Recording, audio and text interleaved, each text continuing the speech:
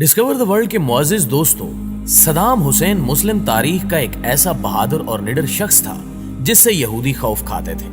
اور صدام کا نام سننا بھی پسند نہیں کرتے تھے۔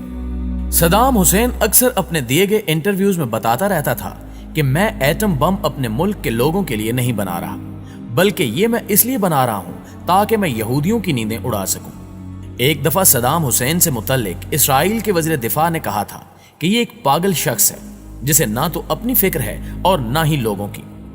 صدام حسین کفار کی آنکھ میں آنکھ ملا کر بات کرنے کا عادی تھا، اور جب بھی کوئی یہودی صدام حسین کو سازش کا حصہ بنانا چاہتا تو اسے ہمیشہ ہی منہ کی کھانی پڑتی۔ دوستو، یہی وہ حکمران تھا جو ایک خاتون کی فریاد پر اسرائیل پر چڑھ دوڑا تھا اور اسرائیل کے دارالحکومت پر 40 میزائل داغ دیے تھے۔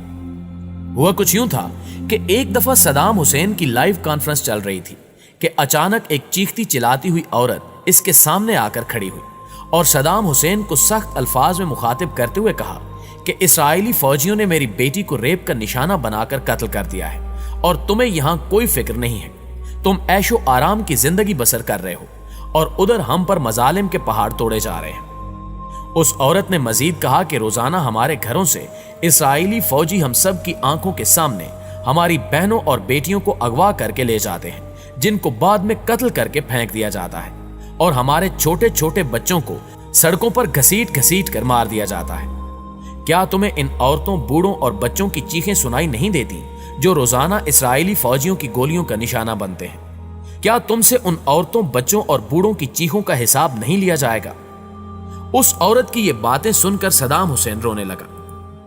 اور کہا کہ اب اسرائیل کا کوئی بھی شخص صبح کا سورج نہیں دیکھ پائے گا،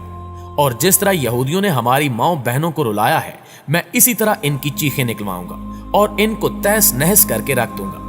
لہٰذا اس کے فوراً بعد صدام حسین وہاں سے اٹھا اور فوجی قیادت کی ایک میٹنگ بلائی جس میں اس نے اسرائیل پر حملہ کرنے کا حکم جاری کر دیا، اور پھر اس کے حکم کے مطابق اسرائیل کے دارالحکومت پر 40 میزائل داغے گئے جن سے اسرائیل کے ہوش اڑ گئے۔ صدام اتنا طاقتور اور اپنی مرضی پر چلنے والا شخص تھا کہ کوئی بھی ملک یہ پوچھنے کی جرت بھی نہ کر سکا کہ اس نے یہ میزائل کیوں مارے ہیں۔ ان 40 میزائلوں نے اسرائیل کے دارالحکومت تل ابیب کو مٹی میں ملا دیا، جبکہ بڑی بڑی بلڈنگز تباہ و برباد ہو گئیں اور ہزاروں یہودی جہنم واصل ہو گئے۔ صدام حسین نے یہ 40 میزائل ایک ایک کر کے داغے تھے، مطلب جب یہودی امدادی ٹیمیں اپنے مرنے والے یہودیوں کو اٹھا رہی ہوتی تھیں تو اوپر سے ایک اور میزائل گر پڑتا تھا جو ان کو بھی موت کے منہ میں بھیج دیتا تھا۔ اسی طرح یہ دن یہودیوں کی زندگی کا آخری دن لگ رہا تھا،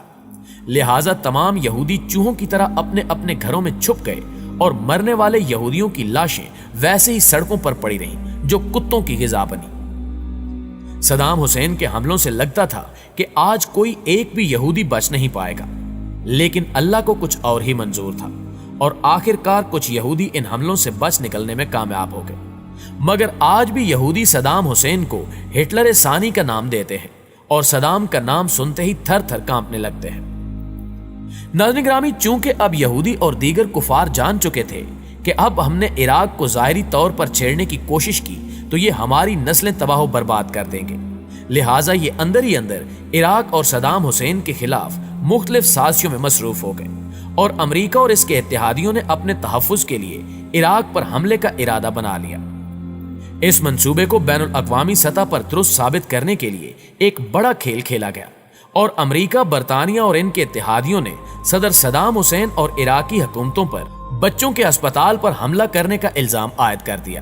جس کو ثابت کرنے کے لیے عالمی میڈیا کے بڑے بڑے اداروں کو اربوں ڈالرز کھلائے گئے اور دن رات پراپوگنڈے کی ویڈیوز چلوائی گئیں۔ اور پھر جب بین الاقوامی سطح پر امریکہ یہ بیانیاں پھیلانے میں کامیاب ہو گیا کہ عراقی حکومت جنگی جرائم میں ملوث ہے، تو اس بات کو اور بچوں کے اسپتال پر حملے کے جواز بنا کر اس نے آپریشن ڈیزرٹ سٹارم کے نام سے عراق پر جنگ مسلط کر دی، اور حملہ کرنے کے بعد اپنے اس اقدام کو درست ثابت کرنے کے لیے امریکہ اور اس کے اتحادی مسلسل یہ بات دہراتے رہے کہ عراق کے پاس وسیع پیمانے پر تباہی پھیلانے والے ہتھیار ہیں اور یہ دنیا کی سالمیت کے لیے بہت بڑا خطرہ ہے۔ اس کے علاوہ عراق پر جوہری ہتھیار بنانے اور حاصل کرنے کا الزام بھی لگایا گیا۔ فروری 2003 میں امریکہ اور اس کے اتحادیوں نے عراق پر دوسرا حملہ کیا اور عراق پر قبضہ کر لیا، لیکن اپنے کسی بھی الزام کو ثابت کرنے میں ناکام رہے۔ البتہ امریکہ اور اس کے اتحادی خطے میں اپنے مفادات کو تحفظ فراہم کرنے میں کامیاب ہو گئے۔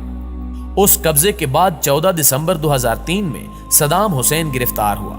جس کے بعد اس پر 148 افراد کے قتل کا الزام لگا کر مقدمہ بنایا گیا اور عراق میں امریکہ کے زیر اثر عدالت میں صدام حسین کے مقدمے کی سماعت کا آغاز ہوا، جہاں صدام حسین نے اس عدالت کو ایک امریکی قبضے کا ہتھیار قرار دیا۔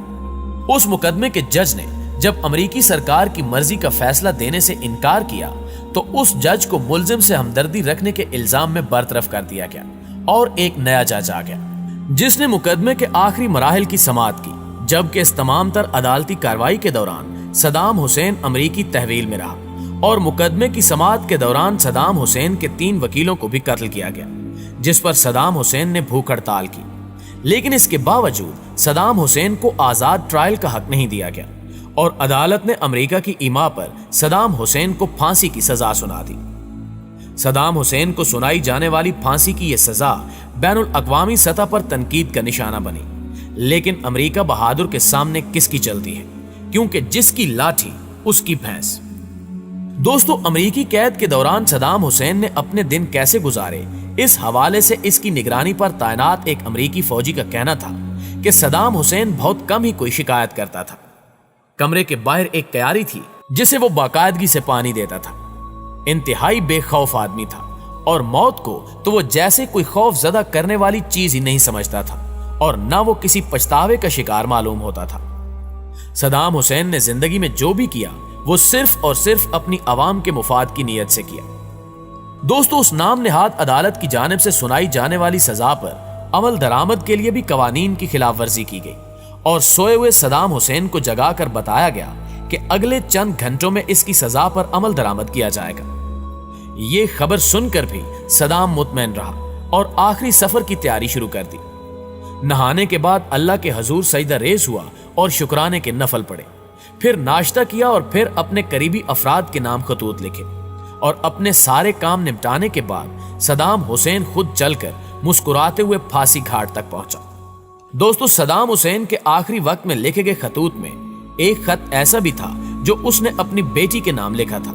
اور وہ خط بھی اب منظر عام پر آ چکا ہے۔ صدام حسین نے اس خط میں لکھا تھا کہ مجھے پورا یقین ہے کہ یہ لوگ میری موت کے منصوبے پر کام کر رہے ہیں، تاہم اللہ جو چاہے کرتا ہے اور وہ ہر چیز پر قادر ہے۔ میرے پاس ان کا ایک جرنیل آیا جس کے ساتھ اس کا ترجمان بھی تھا۔ اس نے مجھے ایک کاغذ تھمایا اور کہا کہ میں اس پر عراقی قوم کے نام پیغام لکھوں کہ وہ ہتھیار پھینک دیں اور مسلح جدوجہد ترک کر دیں، لیکن میں ایسا کبھی نہیں کروں گا۔ پیارے دوستو، امریکہ کی جانب سے کیے جانے والے اس قتل کے عینی شاہدین کا کہنا ہے کہ ایسا معلوم ہو رہا تھا کہ جیسے صدام حسین کو موت کا خوف چھو کر بھی نہیں گزرا۔ 3 نقاب پوش جلادوں نے اس کے گرد گھیرا ڈال لیا اور تب صبح 5:30 بجے کا وقت تھا۔ بغداد شہر میں آذان گونج رہی تھی اور اندر تختہ دار پر صدام حسین امریکہ کے خلاف اذان حق اور نعرہ تکبیر بلند کر رہا تھا۔ اتنے میں کوئی تختہ دار کا لیور کھینچ دیتا ہے اور پھر قضا کی آنکھوں میں آنکھیں ڈالنے والا صدام حسین اپنی اگلی منزل کی جانب چڑھ پڑتا ہے۔